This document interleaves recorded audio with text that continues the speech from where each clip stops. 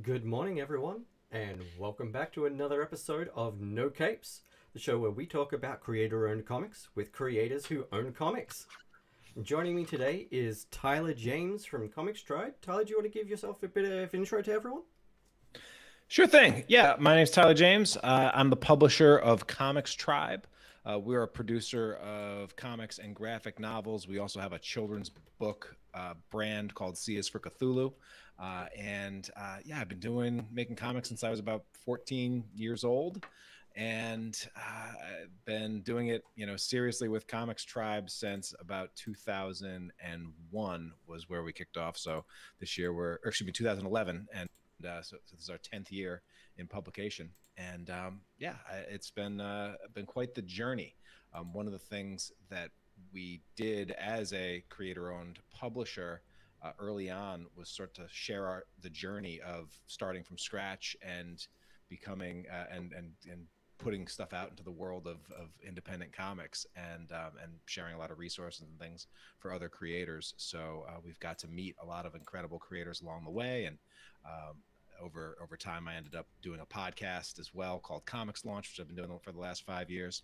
And so this is what I do: comics and talking about comics and creating comics and launching comics and making comics and other things is what I do, and I love it. So I appreciate it you having me here, Sean.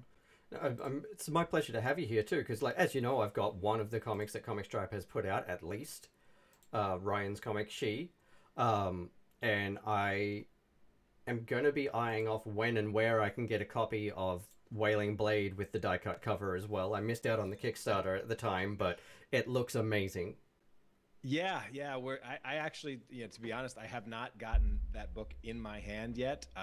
They've been off the port of Boston, or excuse me, the port in Chicago, and trying to get through customs and into our warehouse hands. Should be literally any day now. But we are super excited to get that die-cut foil enhanced beauty in hand. It looks incredible, and I can relate to that. Like, especially, like, weirdly specifically, Chicago customs and shipping issues. I have a box of coffee that's been sitting at the Chicago airport for a week now. Oh boy. Yeah. There's been a big backlog. COVID did horrors to international shipping and logistics and everything. Oh, yeah. A lot of creators and crowdfunders have been sort of dealing with that, but no, that's exactly right. It took me 6-7 weeks of waiting from Chicago to get my artist comps for the book that I worked on. But they're here, which is great. They're here. Awesome, man. That looks great. They got here last week. I'm not sure if you've seen this one. This one's by Frankie White. And it's the big Project Starless Daydream anthology he did. Yeah, I don't think I checked that one out. So I'll have to. This is the cover. Take a closer look. Yeah, it looks great. Yeah, the hardcover was just the Kickstarter version. It got picked up by Dauntless Stories, and so it got a new cover for the paperback version. But it's a narrative zine. It's been billed as, because it's a mix of, like, full comics pages and pin-ups and, like, the character art with a description of the character and what their deal is and stuff like that. And there's like 35 artists on it. That's great. I mean, one of the great things about Kickstarter, it's just expanded the portfolio of stuff that you can put out there. Right. Because you really have the opportunity and the white space to be able to make the compelling pitch for something. That really the only other place you can do that is at a convention.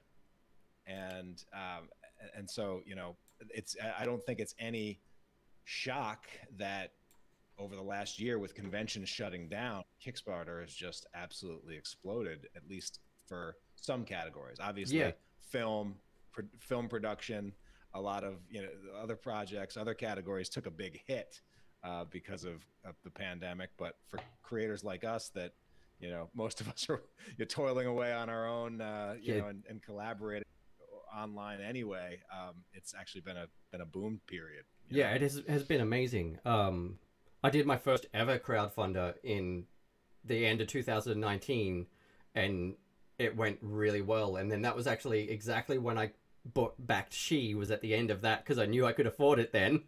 Yeah. And I'm about to do my first Kickstarter specifically, actually, for a reprint of the same thing because I sold out, which was amazing. Not something I thought I would actually be able to do in less than a year.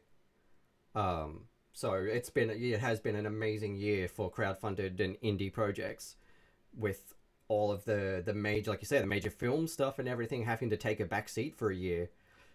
Indie creators really have gotten a lot more spotlight. Absolutely. I know that I'm pitching my first ever writing gig at the moment. I'm going to be pitching for that Project Big Hype that's about to go out. Okay. Yeah. So it's just an amazing year for cool projects, because like that was the first issue of that was only last year, and it went so well that they're back already for a second round. And yeah, you know, it really is a golden age of anthologies. You know, my friend Phil Charles, he does the comic anthology group over on Facebook, which is just blown up.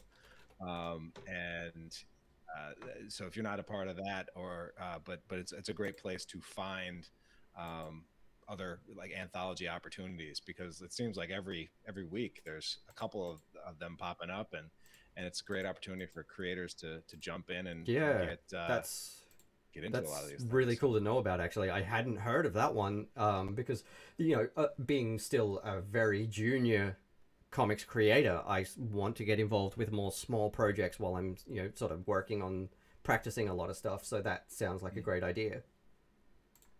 Definitely. Yeah, it's great to cut your teeth on small projects. It's advice that I don't always take myself, and haven't traditionally taken myself. Usually bite off more than I can chew. But for the creators that do actually take it, and we've talked about Ryan K. Lindsay already a bunch. I know you know him and his work, but he's been very, very disciplined at focusing on small, putting a priority on completing projects, getting them out into the world, and that allows him to work with a tremendous amount of talent and pile up a great body of work and a real resume. Yeah, exactly. And the amount of Lindsay comics that we've talked about on this show is a testament to that. Yeah, because he loves a one shot or a reissue. And he is even now he's doing the graphic novellas. We've got another one that Comics Tribe's going to work with him on for coming up probably end of the year, early next year. That will sort of be a spiritual follow up to She. Cool. Yeah. And then that's not to say there won't actually be an actual follow up to She as well, because I know. Yeah, I've already been bugging him about that. Yeah. The second I finished it, I texted him going, "Hey, where's the rest of it?" Yeah, well, now we got to figure out how to top the cover that we did for that, which I don't, it'll be hard to come up with an even more innovative cover idea. Yeah, and I'm actually going to show that again for probably the 40th time on this show for anyone that hasn't seen it yet. This is She, and the cover in question. This was seriously the first time I'd ever seen a cover like this, and I loved it. And I especially I love the new one that you've done with Wailing Blade. It looks incredible.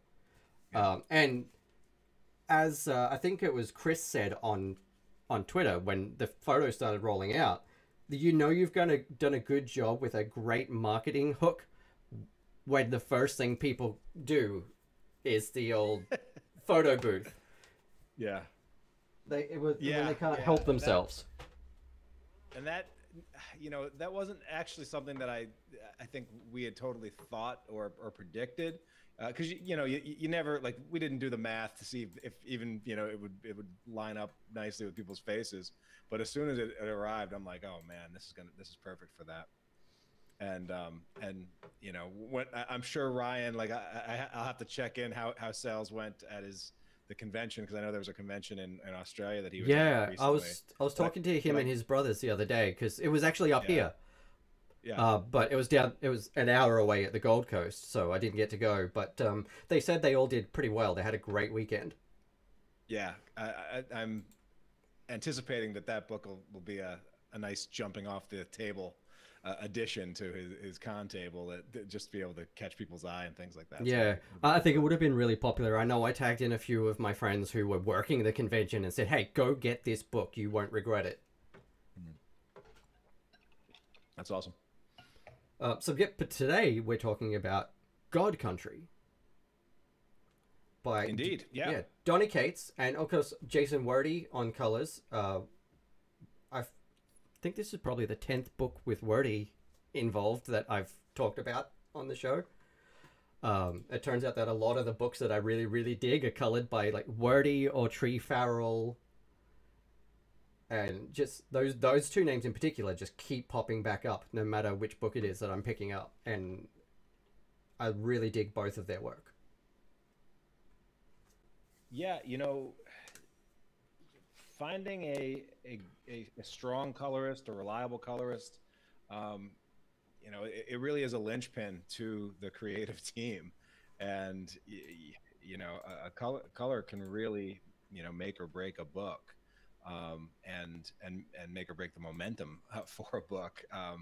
A lot of times artists, I know, you know, I work with a lot of artists and I've had this experience, you know, back when I would draw my own stuff, is like, by the time you get to the coloring stage of a piece, like you're tired of that, of seeing that page. Yeah. And so for artists, you know, to be able to, you know, pass the buck after you've done your layouts and your pencils and your inks, and pass it on to someone else, and then not think about that page for a while as you move on to others.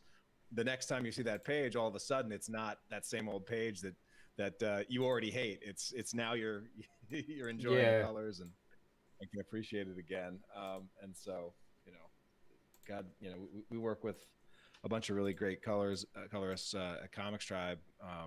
Chris Sotomayor, you know. Oh yes, like, Chris's work is incredible as well.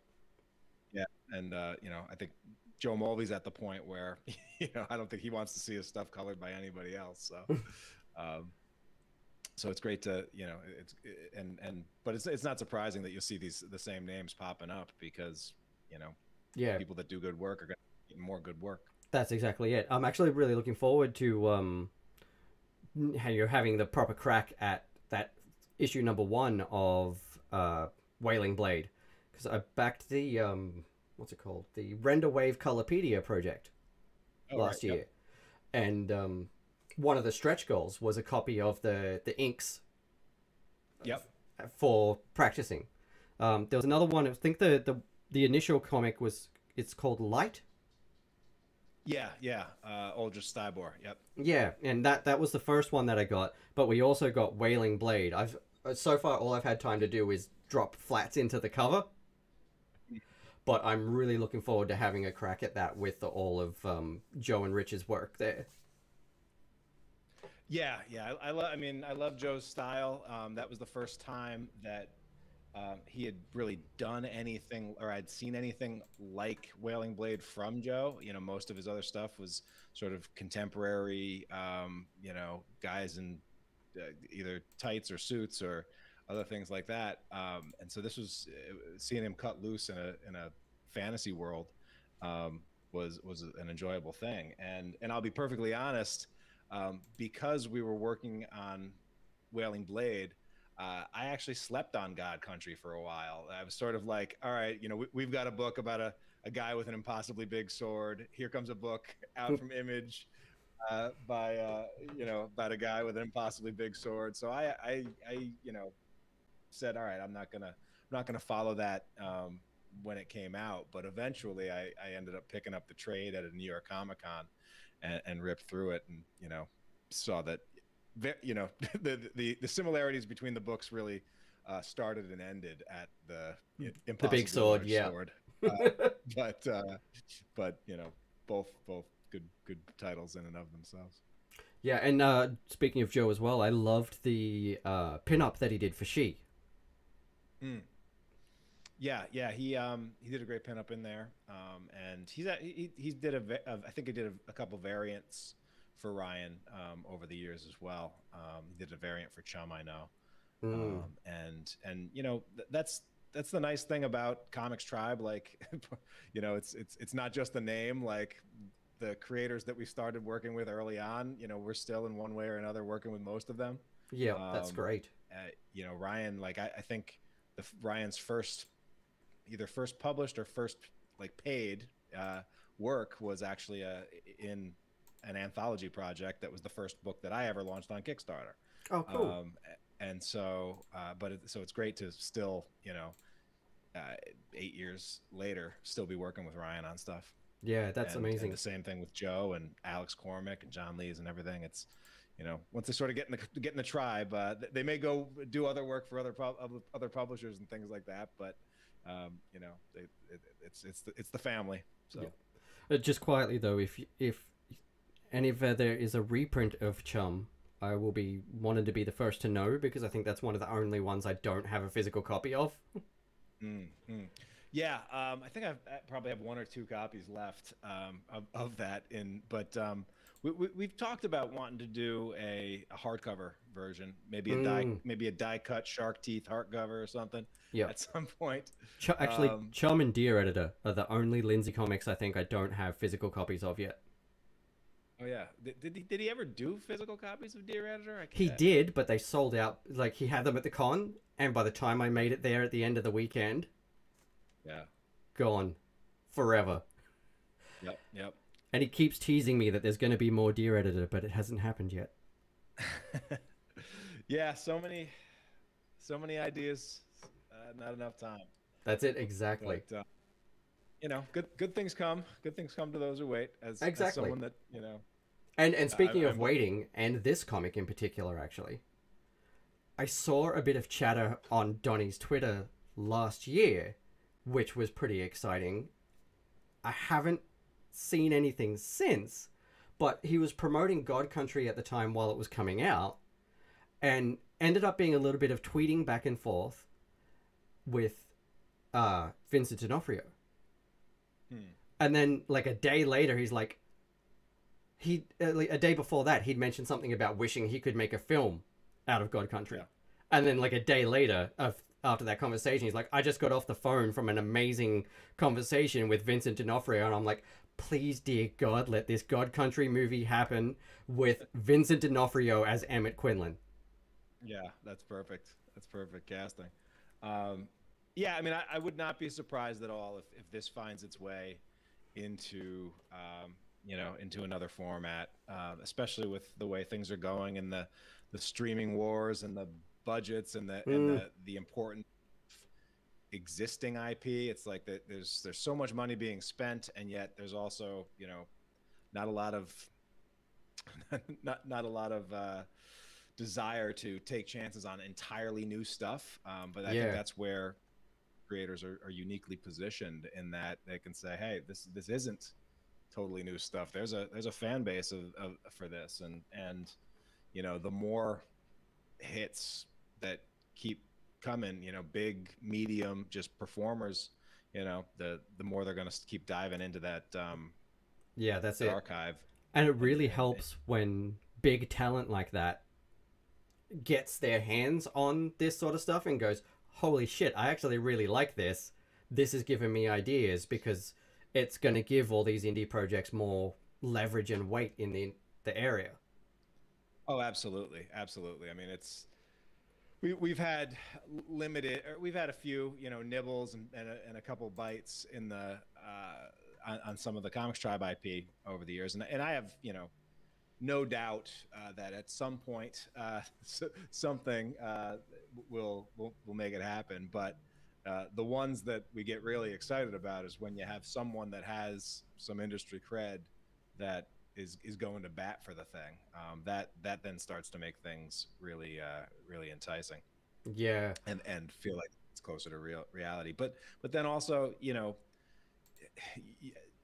one of the things that grounds you is, how old was Stan Lee before Spider-Man hit the big screen? That's true. And and Brian Michael Bendis had sold how many millions of comics before his first thing made it to a network that was not even like a major network. Like it's so that always keeps me grounded and encourages me to not to hold my breath about any any of our stuff, and just say if it comes, it comes. But in the meantime, we'll just make the best comics that we can possibly make, and you That's can it.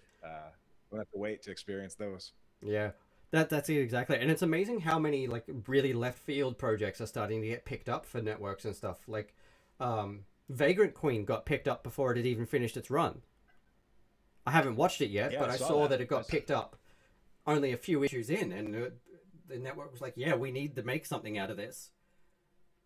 And Yeah. I mean, that, you never know. You never know what people are looking for, and sometimes lightning strikes and the timing hits. yeah, And I so, I think. but Sorry, you go. I think one of the most important things, and this is something I think it's taken me a while to learn as a creator, is that you know having at the heart of your story something that's going to resonate and has a timeless element to it, will make it such that you don't necessarily need to like nail the timing on your book. Like Yeah, there's sometimes people like try to chase a hot trend or a hot moment, or what are people what's the market looking for right now. But a book like God Country, like there's deep resonant themes in there that are going to be relevant for yeah, years and years and years to come. And so if now is not the moment for it, it could come out a decade from now and it would still hit. yeah. No, that's exactly right. Well, this, however, getting back to the comic itself, I've got it up on the big double page spread right now, so nobody can see our beautiful faces. But this is a great opening page. I think everyone's done a really good job with this. There's so much detail in it. It really shows like the expanse of this part of the country that the Quinlan family, who this story focuses on, lives. Yeah, and it kicks off with something that can be that can be done exceptionally well, or can also be a tell of like a total novice writer. Mm, And that's sort of the the narrative captions where you're not sure who the narrator is, yeah, or the narrative voice. And and so but the way it's presented here, it pulls me in, and it grounds you in the sort of in the dialect and the what you would expect from sort of classic West Texas. It says a long time ago, but it's how long exactly, not really sure, and doesn't really matter for the story that they're telling. yeah, and that's exactly right. And I really enjoyed the way it sort of led in like that in this book. And it's what you said. Sometimes it can not actually work very well if you're not a writer that knows how to use that. Which is something that I'm trying to avoid doing with any of my comics right now that I'm working on, because I am a novice writer and I don't want to fall into that trap. Yeah. But I feel like Donnie used that tool really well here. Yeah, I agree. And I think the lettering is really great on this. Like the titles here, the long time ago out in West Texas. It stands out enough to recognize it and read it immediately, but it also feels like it's just a part of the environment there. Yeah. I mean, it's the old timer, the old time fonts there that you'd pull for, the thinking of like Disney old Disney kinds of Yeah, exhibits or rides. all the signs at Warner Brothers Movie World in the Wild Wild West Adventure Ride area look like that. Yeah. Yeah, I mean, lettering is nice and clean. I tend to be someone that tends to appreciate a stroke on my balloon, but I'm not necessarily a stickler for that. And if it's consistent, and if it's readable and legible, I found myself, I usually find myself if I'm not harping on the lettering, then that's where I'm supposed to be, because I'm immersed in character and I'm immersed in story. Yep. And yeah, I can go back now and appreciate it, but it's like if I'm noticing the lettering, that usually means there's something. If I'm Yeah. seriously noticing the lettering, that usually means there's something wrong with the lettering. That's exactly the conversation I've had a few times. Is, for me, it's like good lettering. The first read through, you don't notice it Mm, because it fits and meshes and pulls you in and immerses you in the story. But when you go back and read through it again, you can actually see all the reasons why it did that because you've already right. been through the story. Right. And it really when you can see what he does with the voice of Emmett Quinlan, and the sort of Alzheimer addled, something's off, and angry and not right, and almost horrific, with how he, just like his voice comes across in how his lettering is different, at the start of this book, which is, another good example of quality use of lettering. Yeah. And something that I have been noticing again coming through here, having been reading the autumnal lately as well, is how good Wordie is at this sort of rural horror sort of theme. Hmm. Like the way he uses the yellows and the oranges and the dusty tones. Um, those colors can be really hard to be able to use on the same page and not just end up with a muddy mess. Yeah, yeah. I mean, it's a quality start, for this, but very, very much, for what is and ultimately becomes a, a fantasy book with gods and and demons and zombies and everything. It really does start off in a, you know middle of Texas, uh, normal, rural, nothing nothing out of the ordinary, beginning, but for the terror that so many families, do face as their loved ones start to lose, their cognitive faculties with Alzheimer's. Yeah, yeah, exactly. And here we are on this page starting to get the first glimpse of that when the sheriff is talking to the family and Emmett emerges from the darkness at the top of the stairs, bellowing down the stairs. Yeah, and you don't see him. You don't see him for, he's told in shadows and angry close-ups and from behind, Yeah, sort of a dark specter that everybody's talking about, but doesn't, are reluctant to talk directly to. And I think that is kind of, one of the truths of mental illness, and yeah, in a lot of ways, I think resonates pretty quickly.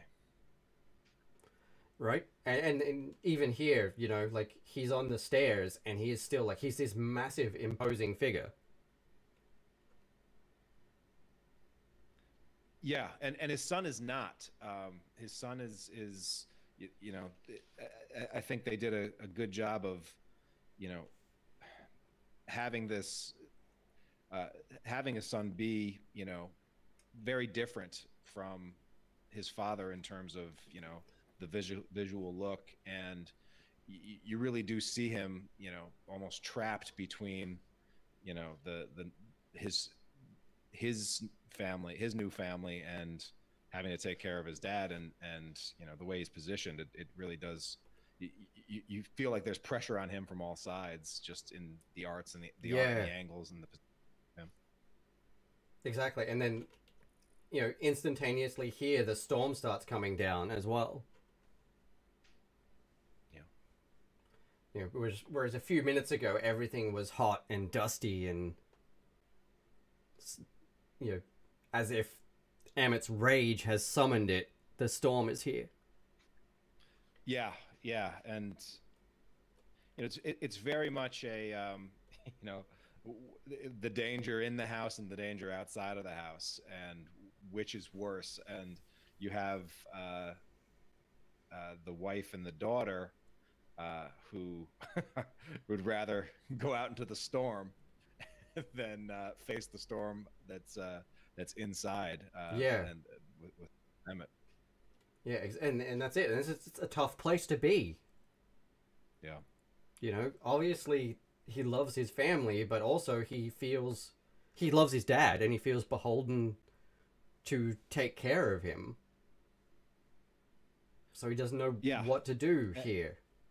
And it's very much that feeling of that I think so many people, it's like the worst feeling in the world when there are no good choices. I feel like so many of us can relate to this feeling over the past year with COVID and everything else. There are no good choices. Like there is no right.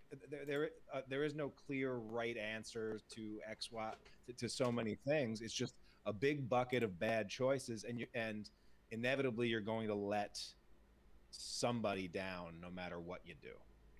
And that is the situation that his son finds himself in. Roy, his son Roy finds himself in. He's failing as a father. He's failing as a son, and it's only going to get worse. And he knows it. And the town knows it. The sheriff knows it. And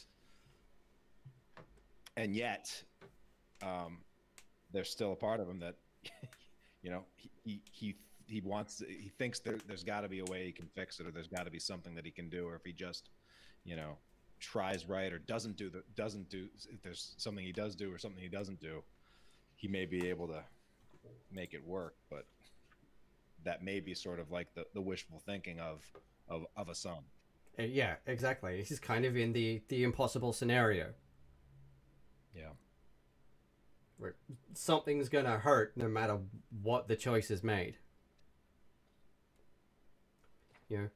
Yeah, if he leaves with the family, it hurts his dad. If he stays with his dad, it hurts the family. If the family stays with him, with his dad, it hurts everyone. Like you said, there's no good choice. And then this storm finally hits, and we see the traveler get swept up in it. Yeah, and the dogs sort of misdirect. Yeah. that leads it, and so it's like you sort of get the first hints is, okay, here's the fantasy elements. We've got a pack of rabid dogs, and they run right by him. Only to realize that they were running for their lives. They're not running at him, as you know, the monster of all storms, the mother of all storms, an otherworldly storm rips through. This terrifying green sparking thing bearing down on the town. Yeah. Yeah, and you know, this sort of sequence, it evokes things like a little bit of like a Wizard of Oz sort of feel, like where, all right, we got our inciting incident, a storm comes, and that's all you need to know. Like let's get it going. I think, you know, as a writer and a creator, a lot of times I get myself stuck in like feeling like I need to explain every part of the special voodoo of the world or whatnot, or make sure that everything makes sense, when in reality, you know, like, just get to it. Just get into it. And that's exactly what they do here. Storm hits, and it's from another world, and it brings a demon. And it brings a demon, and you thought, you know, a hurricane knocking down your family's house is the worst thing that the storm brought. No, it brought this big old demon that's going for your daughter. And it's creepy. And at this point, you know, it's creepy, and but now you're in it as a reader. You're in it. Okay, here we go. Let's see where you're taking us. And I think because you are like the opening pages of a mundane horror, in some ways, and this is something that happens with like um, a lot of really well done horror movies, is that especially horror movies where there's themes that are present and resonant on, you know, a human level, and the relationships or like, you know, where like sometimes the supernatural horror is actually a break or a refreshing change of pace from that really real like life horror, right? Like the horror of being in that impossible situation of not knowing how to take care of your ailing Alzheimer ridden father who doesn't know you and is, you know, at wondering what you're doing in his house and threatening to get a gun or what have you. Um, like in some ways, you know, what's more scary, that the prospects of that, or this, you know, otherworldly demon from another world, you know? Right. And you know, if it wasn't enough that this demon has appeared, you know, like again, we go to the next page, and then not only is there the demon, where they're suddenly confronted by the sight of their previously very, very ill family member not slicing, but blasting this thing apart. Yeah. With a god awful noise. Like they weren't rattled enough. Yeah, yeah. And you know, good use of your first splash page there. It began with a double page spread, but split up into panels. But our first splash page is the old man and the sword taking a demon to task with a massive boom, and nice time for, and it's on a page turn. So yeah, nicely done, everyone there. Yeah, I love moments like that on the page turn. Yeah.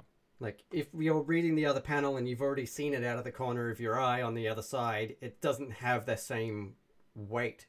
So I always appreciate a good splash like that when it's been laid out to hit that page turn.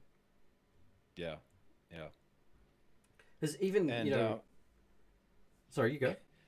Yeah, and then as we get into it on the following page, where we sort of have a couple of beats with Emmett and the sword, you know, holding it off. There's something about like the long past his prime former badass. Yeah. Back, you know, back in his with a tinge of his old glory, right? Love that shot. Yeah, yeah, and it's great. And yeah, as my partner just pointed out from the other room, Junji Ito is one that likes to do that with his page turns. You know, the big splash pages, which was sort of something I was going to mention, but for Western comics, is that there are a handful of horror comics that do that really well. Yeah.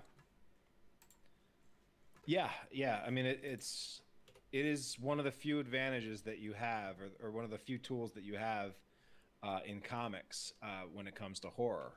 You know, so much, like, there's plenty of horror movies that if you watch without the sound on, or if you watch the sound off, or you know,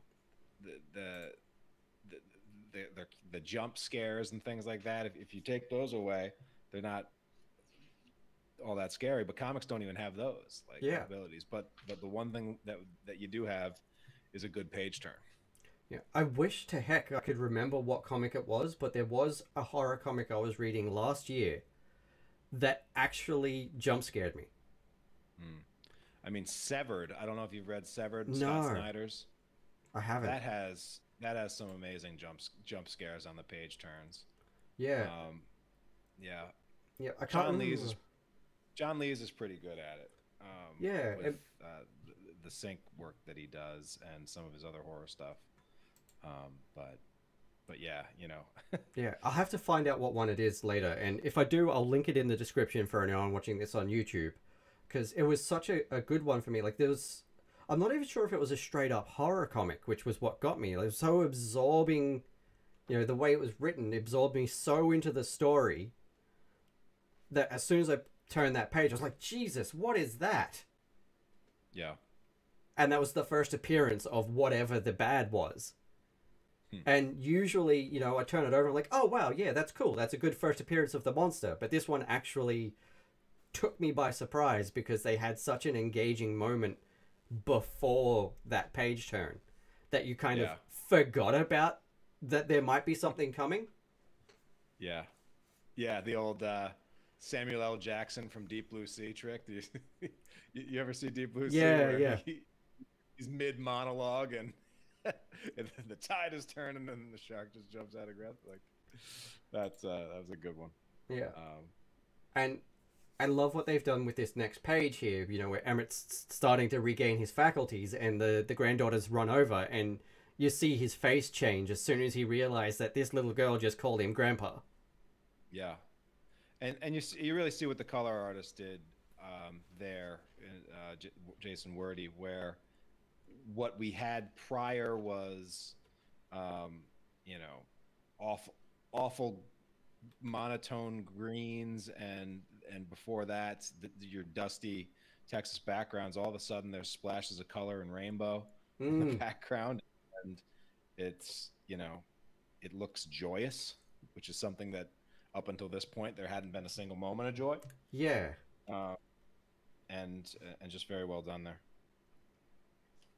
Yeah, and I love that. And then we start to get the hints of the cosmic nature of everything that's going on.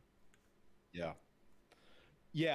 And our unnamed narrator returns and does something that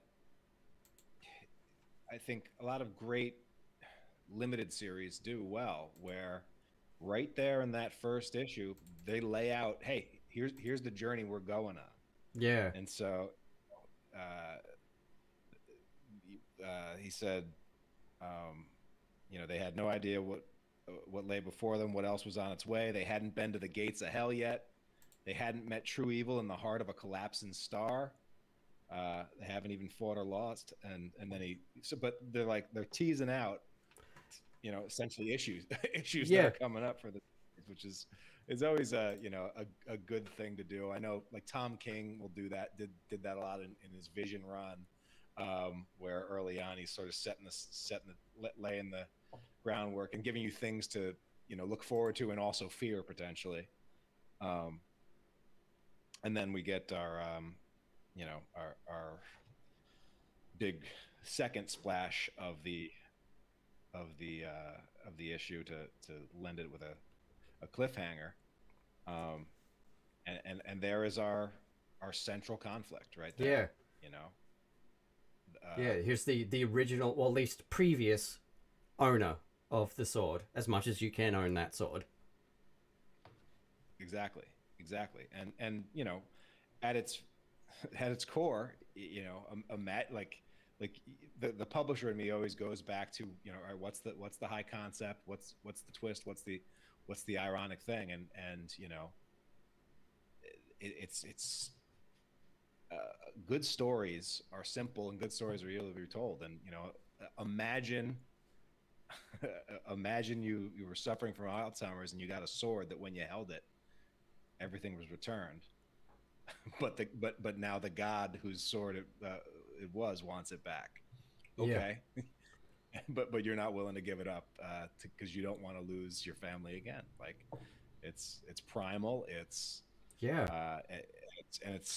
it's something that, even though we're doing trappings of armored gods of war here, it is still something that you can relate to and empathize with. Yeah, exactly. Like Emmett. Put yourself in those shoes. Yeah. Emmett is essentially meeting his granddaughter for the first time right now. Yeah. Because he's been, like I said, he hasn't had his full faculties for so long now. He's never really met her because his brain hasn't retained that information. And so, like, of everything, you know, seeing his son again, having his you know, his faculties back. He's not going to want to lose this relationship he's just started. Absolutely not. In fact, and not only that, he now has the means in his hand to fight back should anyone come to try to take it from him. Exactly. Yeah. The exact thing that saved him is the thing that he can use to keep. Yeah. Yeah. I mean, when I was reading this, I definitely remember being taken aback at it's not just a sword; it's a talking sword. It's a talking sentient sword with a name Valifax, and it's like, okay, all right, Donnie, you're going there, okay, but you know, I'm invested in the characters, I'm invested in the situation, I'm loving the art, I'm loving the atmosphere, so you know what? Yeah, throw some weird at me, right? Yeah, right. Like, and then I love how it goes deeper with that high concept, and it turns out that it's not just a sentient talking sword. The sword is as much of a god as the god that's coming back to claim it.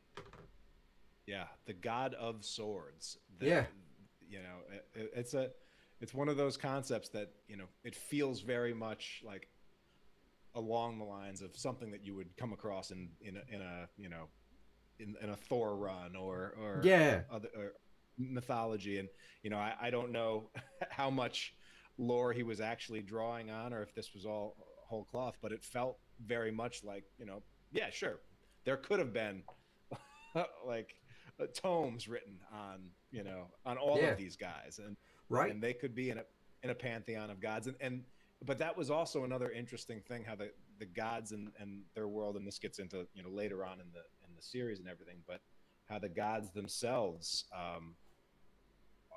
fear the same thing that humans do, of not being remembered, and that many a god has burned out and been forgotten over the years, and you know, ultimately it is the stories that the stories that we tell, that how anyone lives on, is a real resonant point that the book sort of in the series comes to a conclusion on, which I thought was great. Yeah, and it's a great thing. And I don't know if you've been reading Crossover yet. No, I haven't dived into that yet. But it brings back Valifax. I'm not going to tell you too much about it because it's actually really cool the way they do it.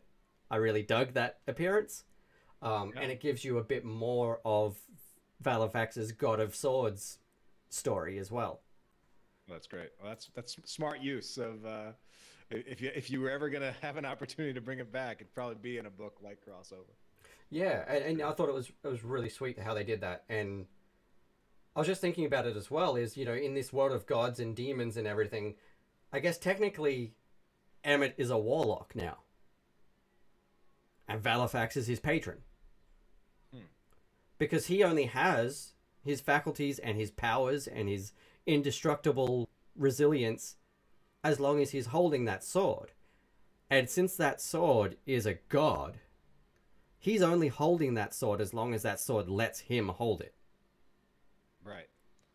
Which is, you know, and it's something that I don't know that they really got too much into it, but the motivations of Valifax to even, you know, bestow himself upon Emmett is something that they don't really get into. But so it is interesting that they're picking up the Valifax story in another book. Yeah. Because there's definitely potentially more there. Yeah, it is. And hang on.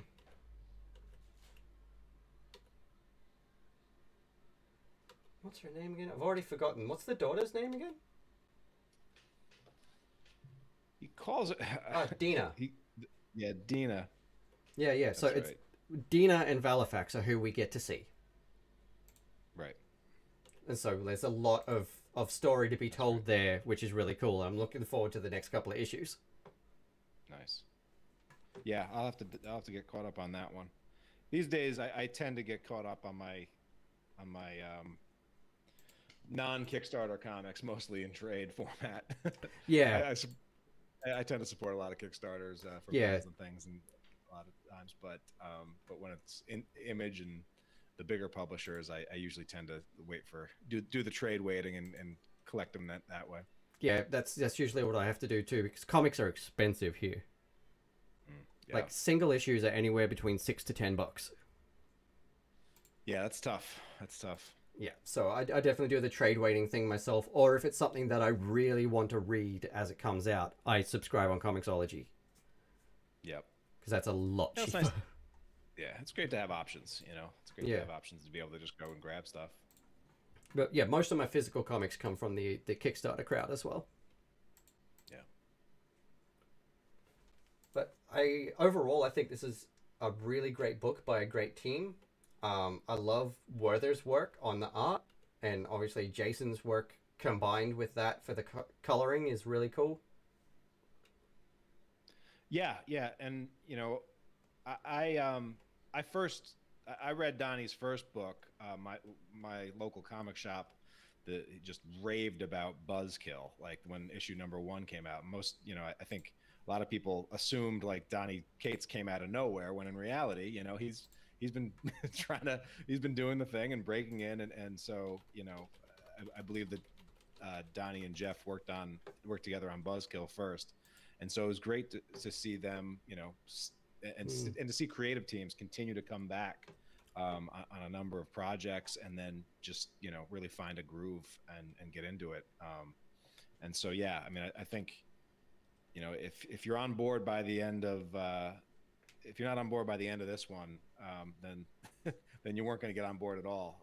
Yeah. But I think it does a good job of laying out a premise, and getting the full promise of the pitch into the first into that first issue, while at the same time posting a lot of questions and just leaving the reader wanting to know what happens next. And that's Exactly. really at the end of the day, if you do that as a comic creator, you're going to be able to do all right.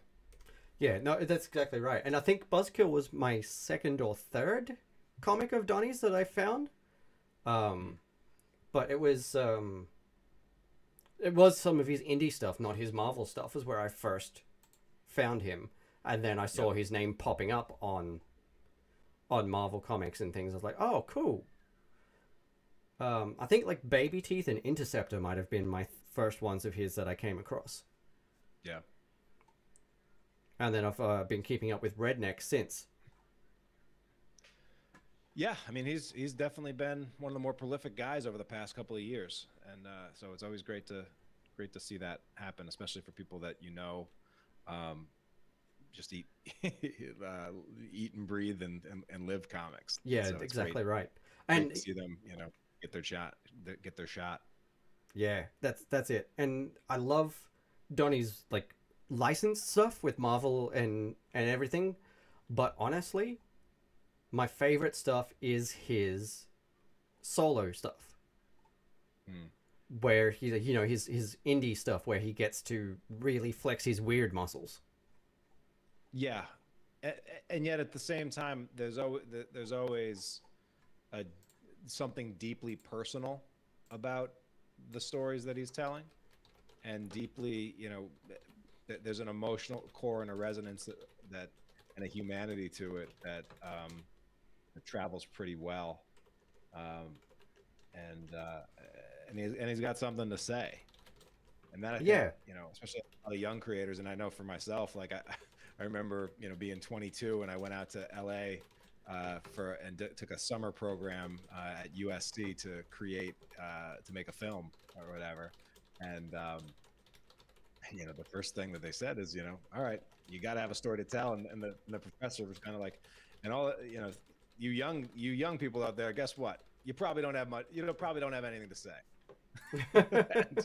and in some ways, he was right. I hadn't lived much, hadn't loved much, hadn't lost much. It takes a while. It takes a few mileage before you really find that there's something that there's stories that you uniquely can tell, and only you uniquely can tell. And the more the sooner that you can actually figure out what those are and start telling those stories, um, the better you'll be. And if you can do that at a young age, good, definitely do it. But so and that is something that I think I still try to make sure that I'm anytime I'm working on something new or working with creators is and trying to get to the heart of it. It's like, okay, like great high concept, great pitch, but why do you want to tell this story? Like what is it about this story that only you, of all the 9 billion people on this planet, why are only you the person that can tell this story this way? And make sure that you can answer those questions and bring some of yourself and your truth to it, and then it's got a chance to really connect with others. Yeah, that's exactly right. And that's it. That's like, I always think of that. I think in terms of things like literal literature, art history, stuff like that, definitely younger people who haven't done a lot of study and a lot of exploration of that don't have a lot to say. But I always feel when it comes to fiction, everyone has a story, but they have to figure out what that story is and why they want to tell it. Absolutely. Because there are so many people out there with, even by the time they've left high school, they've had some damn experiences, but they just might not know how to translate those into a story yet. Yeah, yeah. And I mean, I don't know the full backstory of it, but I wonder if this is even an example of that as well. Because, in the back of the trade anyway, there's like a couple images from what he says, what he called the original series designs and concepts by artist Gerardo Zaffino. And that actually looks like an even more like grittier, even more of an action heavy thing. I don't know like you can see what I'm talking about. Yeah. But I wonder what that original pitch was, and I'm sure that probably had, like, just from the images that he shows, I bet you there were some high octane badass visuals, but did it have the heart and the resonance that the ultimate version story ended up coming? And maybe it probably took some time to get there. Yeah. As the pinup stuff, the the badass old guy with a sword, like, okay, yeah, that could sell some books and that could sell some things, but is that something that's going to last? And getting that mix of both, you gotta the masculine and the feminine, the heart and the visual appeal. It's something that I think comics has vacillated back and forth between the story and the art, and the art and the story, but books like this where they work together perfectly, and just are in harmony, those are books that tend to have a shelf life.